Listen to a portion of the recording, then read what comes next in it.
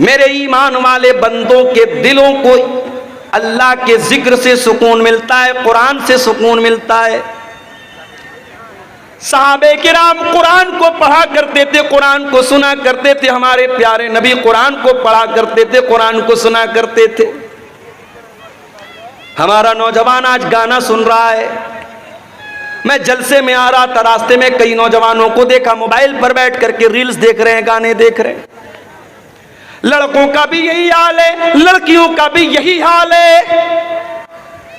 आज आपके YouTube की हिस्ट्री पर जाके देखा जाए, गाने ज्यादा मिलेंगे, म्यूजिक ज्यादा मिलेगा, फिल्में ज्यादा मिलेंगी। ओ लोगों आओ जरा रब के कुरान को किसी अच्छे कारी की आवाज में तुम सुन तो लो। अल्लाह की कसम तुम म्यूजिक भूल जाओगे, तुम गाने भूल जाओगे। एलमू अन्नमल हयातुद दुनिया लइबू व लहबू व ज़ीना।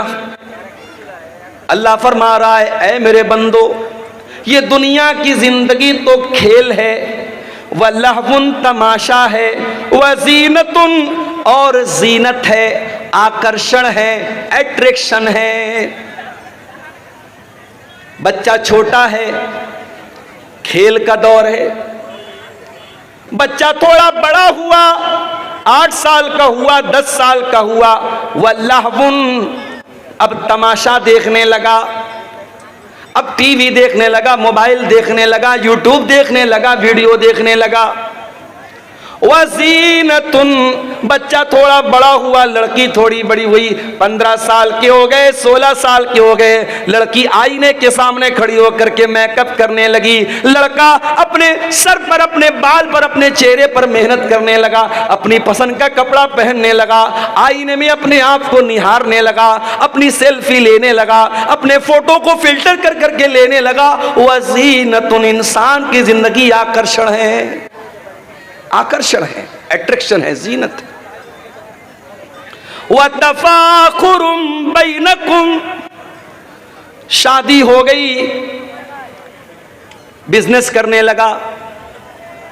मेरे पड़ोसी ने 1 लाख की प्रॉपर्टी खरीदी, मैं 10 लाख की खरीद के दिखाऊंगा। मेरे दोस्त ने सरकारी नौकरी हासिल कर ली, मैं भी मेहनत करके सरकारी नौकरी हासिल करूंगा। 1 लाख रुपया उसकी सैलरी है, मैं 2 लाख रुपया महीना कमा करके दिखाऊंगा। व तफाखुरुम बैनकुम मेरे बंदो, फिर वो दौर तुम्हारी जिंदगी में आता है, तुम एक दूसरे के ऊपर फख्र करते हो, एक दूसरे के ऊपर गुरूर करते हो, घमंड करते हो, एक दूसरे से अपने आप को बड़ा समझते हो। उसके बाद आखिरी दौर आया, इंसान बूढ़ा हो गया, उसके पोते पोतियां हो गए, उसके नवासे नवासियां हो गए। अब बैठ करके फख्र करता है, इतने मेरे बेटे, इतने मेरे पोते, इतने मेरे नाती, इतनी मेरी नतनी, इतने मेरे नवासे, इतनी मेरी नवासी, इतनी मेरी जमीन, इतनी मेरी जायदाद। व तकासुरुन फिल अमवाली वल औलाद। इंसान की जिंदगी का ये आखिरी दौर है, खूब पैसा हो जाए, खूब औलाद हो जाए। औलाद की तलब भी तो इंसान को होती है ना। कुछ लोग कहते हैं साहब मुझे अल्लाह ने लड़की दी है, मुझे लड़के की जरूरत नहीं है। हो सकता है कि आपको अल्लाह ने लड़की दी है, लड़का नहीं है, आप अपनी लड़कियों पर खुश हैं, ये हो सकता है। मगर ये कहना कि लड़के की जरूरत नहीं है, ये गलत है। लड़के की जरूरत तो नबियों को भी पड़ी है। नबियों ने अल्लाह से बेटा मांगा है। इब्राहीम अलैहिस्सलाम को देखो, बूढ़े हो गए, कोई बेटा उनका नहीं है, बाप ने घर से निकाल दिया है। अल्लाह की तौहीद की दावत दे रहे, सारी दुनिया उनकी दुश्मन बनी हुई है। इब्राहीम अलैहिस्सलाम अल्लाह से दुआ करते हैं, रब्बी हबली मिनस सालिहीन, परवरदिगार मुझे नेक बेटा अता फरमा। बेटा मांगा। हमारे नबी को भी अल्लाह ने बेटा दिया। ये अलग बात है जो बेटा पैदा हुआ, कासिम पैदा हुए, बचपन में इंतकाल कर गए। अब्दुल्ला पैदा हुए, बचपन में इंतकाल कर गए। तीसरा बच्चा पैदा हुआ हजरत मारिया के पेट से, अल्लाह के नबी ने बड़े शौक से अपने बच्चे का नाम इब्राहिम रखा। अपने बाप अपने जद्द अमजद हजरत इब्राहिम अलैहिस्सलाम के नाम पर अपने बच्चे का नाम रखा। अकीका भी किया, आपने नाम भी रखा अपने बच्चे का। अरब के दस्तूर के मुताबिक आपने बच्चे को दूध पीने के लिए दाई के हवाले कर दिया, देहात भेज दिया। ये अलग बात है, अल्लाह ने मेरे नबी की तकदीर में ये भी लिखा था कि ऐ मेरे नबी, आपका कोई बेटा जवान नहीं हो पाएगा, जवान नहीं होना है किसी बच्चे को। तीसरा बेटा पैदा हुआ इब्राहिम। जब ये बच्चा 1.5 साल का हुआ और देहात में एक आदमी के घर में रहता था, वहीं ये बच्चा दूध पीता था, वहीं रहता था। बच्चा बीमार हो गया। अल्लाह के नबी को बताया गया कि आपका बेटा बहुत बीमार है। आप सहाबे किराम को लेकर के पहुंचे। आपने बच्चे को गोद में लिया। आप अल्लाह के नबी हैं, आखिरी नबी हैं। आपसे मजबूत कलेजा किसका हो सकता है, आपसे मजबूत दिल किसका हो सकता है। मगर औलाद की मोहब्बत तो मेरे नबी के सीने में भी मौजूद थी। आपने देखा मेरा इकलौता बेटा आखिरी सांसें ले रहा है, दम तोड़ रहा है। अल्लाह के प्यारे नबी की आंखों से आंसू जारी हो जाते हैं। आपकी आंखों से आंसू गिरने लगते हैं और सहाबे किराम अपने नबी को रोता हुआ देख करके कहते हैं, अल्लाह के नबी, ये हम क्या देख रहे हैं, आप रो रहे हैं, आपकी आंखों से आंसू बह रहे हैं। आप फरमाते, हाज़िही रहमतुन जअलहल्लाहु फी कुलूबि इबादिही। ऐ मेरे सहाबा, ये आंसू मुहम्मदुर रसूलुल्लाह के आंसू नहीं है, ये इब्राहिम के अब्बा के आंसू हैं, ये इब्राहिम के बाप के आंसू हैं। ये एक बाप के आंसू हैं जो मोहब्बत में अपने बेटे की जुदाई में निकल रहे हैं। ये एक बाप के दिल से निकले हुए दर्द के आंसू हैं। रो रहे हैं अल्लाह के लिए। मेरे बाप मजदूरी कर रहे हैं, मेहनत कर रहे हैं, मुझे पढ़ा रहे हैं, मुझे भी कुछ उनका सपोर्ट करना है। बहुत सारे बच्चे 15-16 साल की उम्र में जिम्मेदारी भी उठाने लगते हैं। लड़की बड़ी हुई, उसको दिमाग में ये बिठाया गया, तू लड़की है, आज इस घर में, कल कहीं और जाना है तुझे। तेरे रिश्ते तलाश किए जा रहे, तेरी शादी हो जाएगी, तू किसी की बीवी बनेगी, किसी की बहू बनेगी।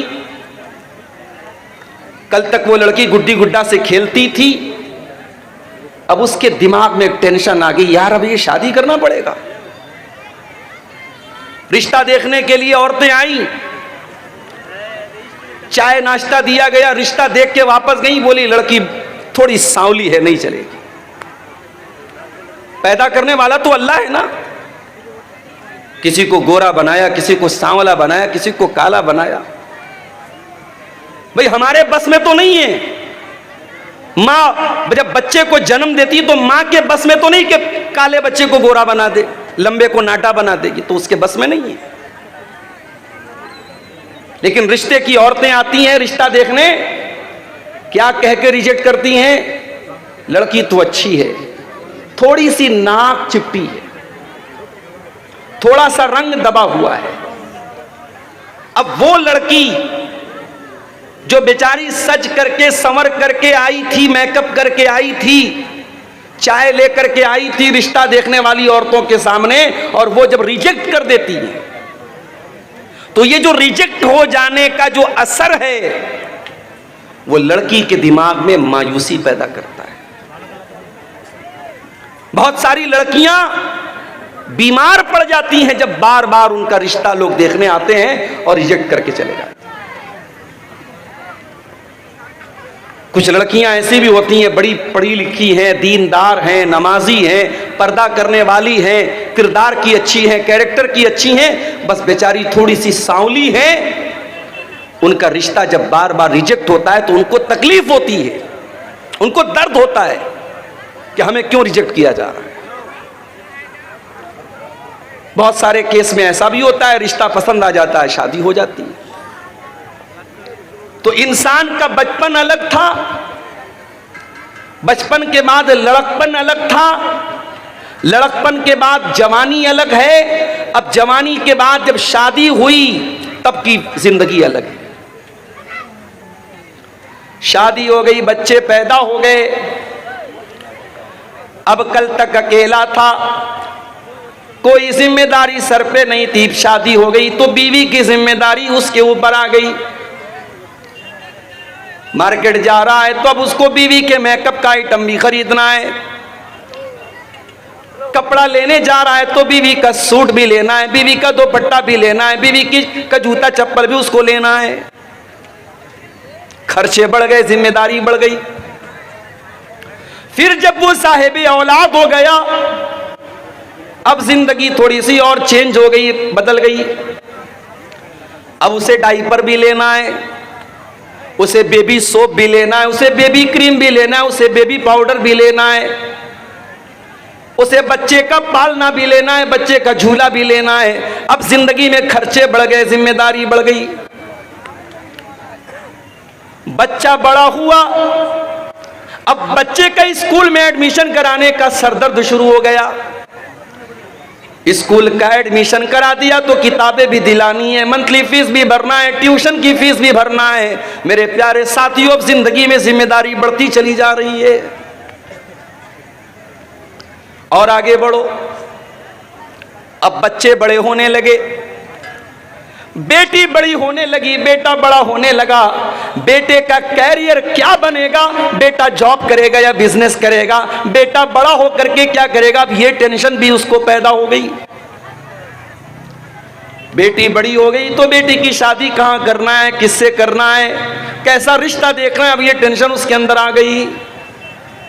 जिंदगी दिन ब दिन टेंशन पर टेंशन देती चली जा रही। इसीलिए अल्लाह कुरान में कहता है, लक़द खलक़नल इंसान फी कबद, हमने इंसान को इस तरीके से पैदा किया है। इंसान जिंदगी बड़ी स्ट्रगल करता है, संघर्ष करता है, मेहनत करता है, कद्दो काविश करता है। इंसान की जिंदगी में दिन ब दिन टेंशन बढ़ती चली जाती है। जिंदगी टेंशन का नाम है मेरे भाई। दुनिया में कोई ये कहता है मुझे कोई टेंशन नहीं, झूठ बोलता है। सबको टेंशन है। ये अलग बात है कि कोई अपनी टेंशन को दिल और दिमाग पे लेके परेशान रहता है और कोई मस्त मौला जिंदगी गुजारता है। एक जुमला बोलते हैं ना कि टेंशन लेना नहीं चाहिए, टेंशन दे देना चाहिए। टेंशन लेने से क्या फायदा है? टेंशन लेने से, दिमाग खराब करने से टेंशन खत्म तो नहीं हो जाएगी, मसला हल तो नहीं हो जाएगा। उससे बेहतर है मुस्कुराओ, हंसो, टेंशन आएगी देखा जाएगा। कुछ लोगों की लाइफ स्टाइल ऐसी होती है। तो जिंदगी के ये अलग अलग चरण हैं, अलग अलग स्टेज हैं, अलग अलग दौर हैं। अब जो आयत करीमा मैंने आपके सामने पढ़ी है खुतबे मसनूना के बाद, ये सूरे हदीद की आयत नंबर 20 है, आयत नंबर 20 है। इस आयत में अल्लाह ताला ने एक आयत में इंसान के जीवन में जितने चरण आते हैं, अब बंगला में इसको क्या बोलते हैं मुझे नहीं मालूम, हिंदी में चरण बोलते हैं, इंग्लिश में स्टेज बोलते हैं, स्टेजेस। इंसान की जिंदगी में जितने स्टेजेस आते हैं, जितने चरण आते हैं, जितने दौर आते हैं, एक आयत में अल्लाह ताला ने वो सारे दौर भी बयान कर दिए और फिर दुनिया की हकीकत भी अल्लाह ने बयान कर दी और हमें किसकी तैयारी करना चाहिए अल्लाह ने ये भी बयान कर दिया। इस एक आयत को समझ लिया आपने तो आज की तकरीर आपको समझ में आ जाएगी इंशाअल्लाह। कुरान का 27वां पारा, सूरे हदीद की आयत नंबर 20। एलमू अन्नमल हयातुद दुनिया लइबुन व लहवुन व ज़ीनतुन व तफाखुरुम बैनकुम। एक बात बोलूं, यूट्यूब पर जाओ और सर्च करो सूफी अब्दुल रशीद। ये अफ्रीका के कारी हैं, क्या नाम है? सूफी अब्दुल रशीद। बिल्कुल अफ्रीकन कैसे होते, गोरे तो नहीं, काले ही होते हैं। ये काले हैं, अफ्रीका के हैं, काले हैं। अल्लाह अकबर, क्या कुरान पढ़ते हैं। कभी रात में ईयरफोन लगा के सूफी अब्दुल रशीद की कोई तिलावत सुनो, यही आयत जो मैं पढ़ रहा हूं ये उनकी आवाज में सुनो, अल्लाह की कसम खा के कहता हूं म्यूजिक भूल जाओगे। ये जो म्यूजिक सुन करके सुकून मिलता है ना, ये दिल के मुर्दा होने की अलामत है। ये इस बात की निशानी, ये संकेत है कि तुम्हारा दिल मुर्दा हो चुका है, तुम्हारे दिल में कुरान की मोहब्बत खत्म हो चुकी है। तुम्हें म्यूजिक से सुकून मिलता है। अल्लाह कुरान में कहता है, ला बिज़िक्रिल्लाहि तत्मइन्नुल कुलूब। मेरे भाइयों, इंसान के जीवन में, इंसान की जिंदगी में बहुत सारे स्टेज आते हैं, बहुत सारे दौर आते हैं। एक दौर होता है जब इंसान बच्चा होता है। बचपन के ज़माने में इंसान की ज़िंदगी बहुत लिमिटेड होती है। आप देखते होंगे, हम बच्चों को खिलौना दे देते हैं, बच्चा खेलता रहता है, जितनी देर जाग रहा है खेल रहा है। उसकी ज़िंदगी में कोई टेंशन नहीं है। क्या खाना है, कब खाना है, कितना कमाना है, कोई टेंशन नहीं। एक दौर वो होता है। फिर बच्चा थोड़ा बड़ा होता है, स्कूल जाने लगता है। अब उसकी जिंदगी में एक टेंशन बढ़ गई कि साहब मुझे स्कूल जाना है, पढ़ाई करना है। कभी कभी आप देखते होंगे, मेरी 6 साल की बच्ची है, कभी कभी सुबह स्कूल के लिए उठाओ तो कहती है, नहीं पापा आज मैं स्कूल नहीं जाऊं, रोने लगती है। बच्चों को बड़ा पहाड़ लगता है, ये क्या टेंशन मेरी जिंदगी में आ गई, आराम से सो रहे थे, हमारे माँ बाप हमको उठा रहे हैं। बच्चा स्कूल गया, पढ़ाई किया, घर आया, स्कूल से मदरसे से जो होमवर्क मिला वो किया, फिर खेल रहा है। अभी भी उसकी जिंदगी में कोई टेंशन नहीं है। न बीवी का डर है, न बीवी का खर्चा उठाना है, न बच्चों की जिम्मेदारी है, न कमाने की टेंशन है। बच्चा आजाद है, ज्यादा से ज्यादा पढ़ाई की टेंशन है। बच्चा थोड़ा और बड़ा हुआ, 15 साल का हो गया, हम कह सकते हैं बालिग हो गया, एडल्ट हो गया, वयस्क हो गया। अब थोड़ा सा वो समझदार हो गया। अब उसे लगने लगा कि नहीं, मैं लड़का हूं तो मुझे जिंदगी में कुछ करना भी है। मेरे बाप